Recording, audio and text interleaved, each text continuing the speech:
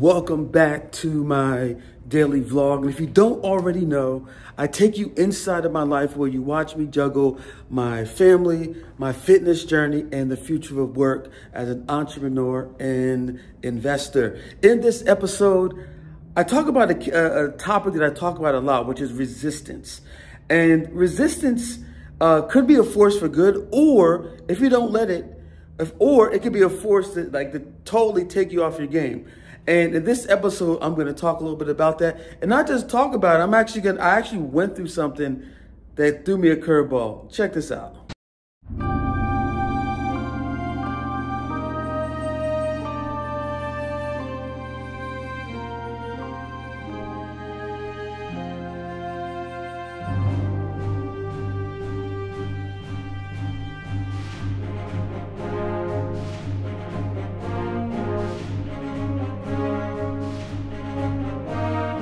You ever had that experience when you go to start something new and then all hell breaks out? That's called resistance. And that's one of the things over the last few weeks I've been studying resistance.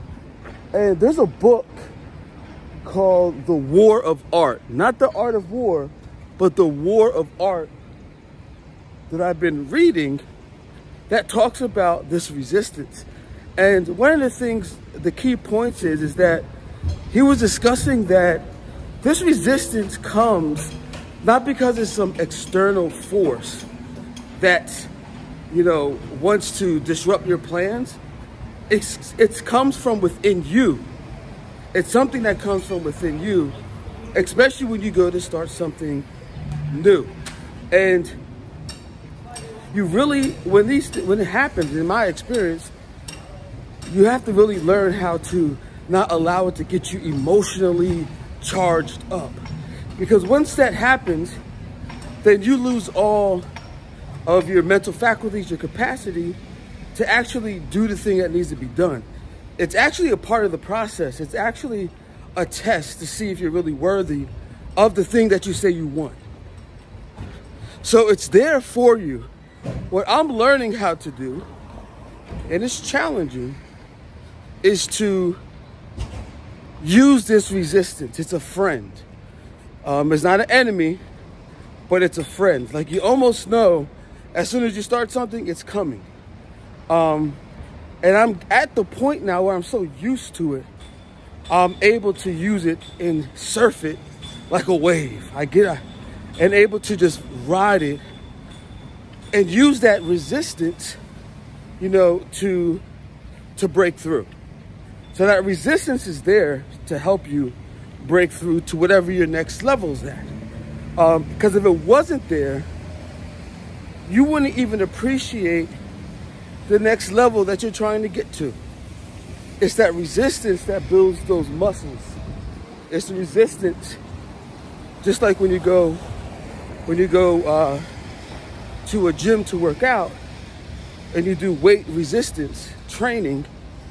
It tears your muscle up first, and then you have to build that muscle back up. It's the same thing, same principle, same idea. So when that resistance hits you next, just remember this. Remember what I just said, so that you know how to work with that resistance and not work against it.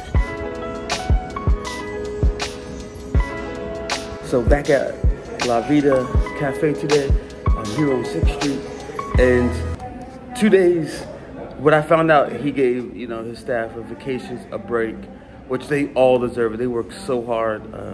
Eli and his staff, they work so hard. So he gave them 2 days, I believe 2 days, a break, a vacation, rest.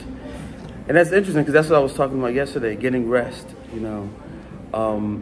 and that's what I really plan on doing next week. And I'm going to take you along with me to my family reunion. So if you stay tuned, it's going to be in Milford, Delaware this year.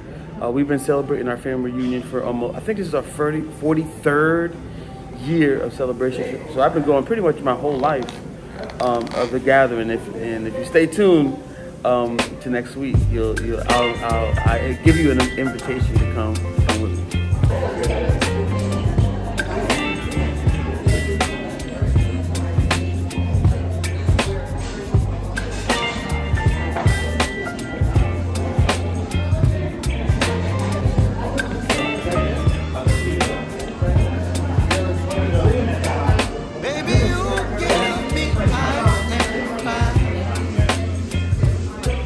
of the benefits, unintended benefits from keeping this daily vlog is I'm doing less doom scrolling. And I thought about that because as I was walking here, I saw multiple people just on their phones, just walking, and we all do that. Don't get that twisted at all. We all do that. I do that. I still do that. But one of the benefits is that now that I'm documenting myself, I'm spending less time doom scrolling. And I remember a mentor a while ago said, a life worth living is a life worth documenting. And that always stuck with me. And prior to me doing this daily vlog, I have about, let's see, maybe 25 years of 20 to 25 years of handwritten journals where I just journaled my life. But I didn't share it. It was just my own journals. So this has always been a part of my DNA of documenting, journaling, my everyday events. This is just an extension of that practice, 20-year practice, because we're just in a new day and age. But that's one of the things that, I encourage you to do is to document yourself. And you don't have to share it. And you don't have to share it with anybody. And that's how I started. I was just doing these videos and I was just keeping them to myself. But having these video records along the way, I was actually just speaking to an artist who was talking about how he's coming up with a recording, and he wanted to document the process, everything. And I said, everything is art. Use everything, because these things have so much value to them over time, and it's compounding. So for instance, when I'm journaling with just on the pen and pad, it's very linear. There's no interaction. There's no compound effect. But video, they say a picture is 1,000 words. Then what is a video? A video is like 1,000,000 words. So documenting yourself, just your daily life, just pressing play on your camera, using this tool for good, for benefit, is such a hack. Because now, rather than doom scrolling, I'll say, let me record something really quick, because the temptation is just so strong to just endlessly just scroll and consume content. So I just thought I'd share that thought for someone out there that's on the fence about creating content. And I don't even like calling it creating content. I mean, it's just documentation of your life. Because a life that's worth living is worth documenting.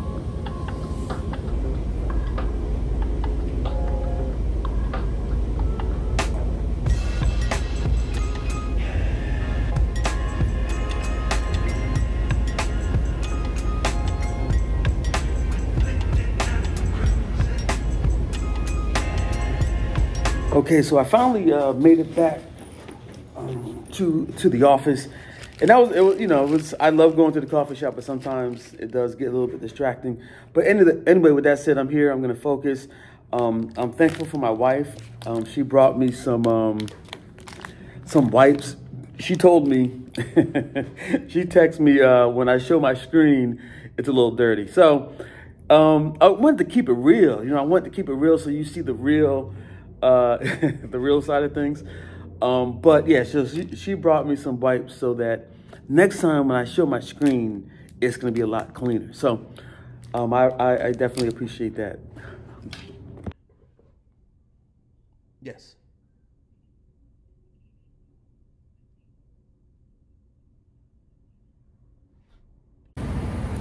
I started off the morning talking about resistance, and all hell breaks out as soon as you're about to, step into another level. And that's exactly what happened.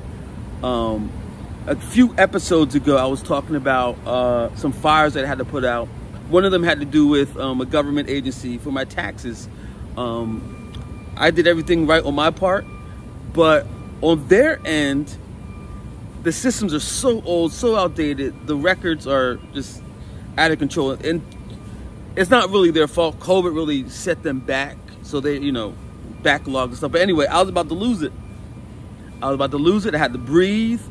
I told the lady on the other end, you know, bear with me because I've been going through this for too long. And I need her patience because I was definitely losing it. So again, this is a sign that for me, how I'm interpreting it is that A, I'm on the right track. B, I got to use this. I have to use this resistance for the breakthrough. That's what is, you know, now, you know, I literally get a taste of my own medicine. That's what I was talking about this morning. That's what I was thinking about this morning. And then here we are. I'm out here on the, I had to go outside because I don't want I had to go outside because I don't want to yell in the office. Woo, I'm breathing. But yeah, so we'll see how this all pans out. Hopefully it should boil over within the next 24 to 48 hours. I feel like I'm losing my mind. When I'm on the phone talking to these representatives, these agents at the government, any type of like that, it pulls me. It's one of the few areas where it pulls me out of my character. Because I was telling the lady, I was like, I don't believe it's 2024. It's 2024 and the federal government can't just pull my records. Like, I know there's a lot more that goes into it, but I'm just venting right now, so just bear with me. It's 2024 and your systems are this old. I was telling her, I was like, I can't, it's like, it's hard for me to wrap my mind around how you guys do business. But yeah, I had to take a walk. Because I'm not gonna be able to work with a peace of mind after that. So I'm just gonna walk it off. I'm glad you can listen to me because I'm venting right now. But there's an opportunity. There's a huge. Maybe there. Let me use this as an opportunity. Maybe there's some engineers out there, software engineers. There's a huge opportunity for government tech. Let's look at the opportunity side of this. Maybe this is a pain point. Maybe I'm talking to somebody out there that can really build a solution for government agencies. There's a huge opportunity for because the pain points are pretty bad. And I think I read somewhere that like customer service and like they actually create artificial friction for customers going, like hopefully that the customers don't continue or are persistent in like getting the service that they're looking for. They create artificial friction. So they actually wanted that friction to be there. I don't know, I read that somewhere, but there's a huge opportunity for government technology, GovTech. So if there's any like engineers out there, any, you know, entrepreneurs that want to innovate in the space, government tech is prime for innovation because they're still using legacy systems. And I know that it's high security. So it's, you know, you have to have secure enterprise grade with beefed up security in the solution. So that's why you don't see that much change happening that fast.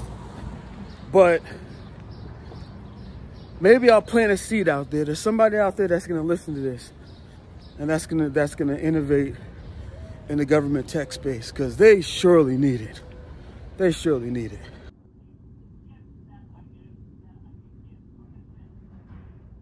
So I just got off the phone with my accountant, and he's getting everything cleaned up for me on his end. I have some documents that I have to upload to the government site by, what did I say, end of the day today. So we're hustling to get that in.